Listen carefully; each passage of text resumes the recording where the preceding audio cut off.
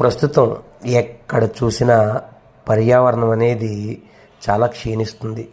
ఎవరికి వారు చెట్లు నరికించడం, తమకు కావాల్సిన వస్తువులు తయారు చేయించుకోవడం, అదేవిధంగా సెల్ ఫోన్ల కోసం ఎక్కడ పడితే అక్కడ వందల సంఖ్యలో టవర్లు వేసేయడం. ఈ పరిణామం వల్ల పిచ్చుకల జాతి పూర్తిగా అంతరించిపోతుంది. వాటికి తినేందుకు తిండి కూడా లేక అవి ఎక్కడ ఉంటున్నాయో తెలియదు. అయితే మనకు విజయనగరం జిల్లా శృంగవరపుకోట గ్రామానికి చెందిన ఒక న్యాయవాది WN శర్మ అనే వ్యక్తి పిచ్చుకల సంరక్షణకు నడుం బిగించాడు. ఈయనకన్నా ముందు నుంచే ఈయన తండ్రి, అతను కూడా నరసింహ శర్మ గారే, ఆయన కూడా గడిచిన 10 ఏళ్లుగా తమ నివాసంలో పిచ్చుకలకు ప్రత్యేకమైన పందిరి ఏర్పాటు చేయించారు.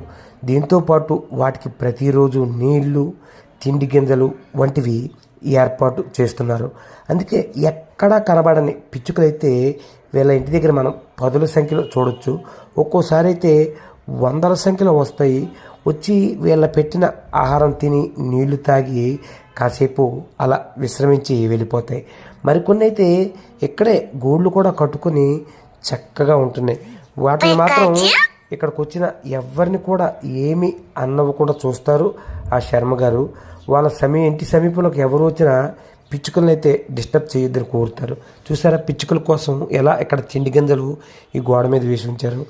అదేవిధంగా పిచ్చుకలు ఉండడానికి ప్రత్యేకమైన బాక్సులు కూడా ఏర్పాటు చేశారు. అందుకే ఇక్కడ పిచ్చుకల కిలకిల రావాలు ఎప్పుడు ఎంతో ఆహ్లాదంగా వినిపిస్తాయి. ఇలాగే ప్రతి ఒక్కరు కూడా ఈ శర్మగారి బాటలో నడిస్తే అంతరించిపోతున్న ఈ పిచ్చుక జాతిని అయితే మనం సంరక్షించుకోవచ్చు. నిజంగా శభాష్ శర్మ గారు అనాల్సిందేగా.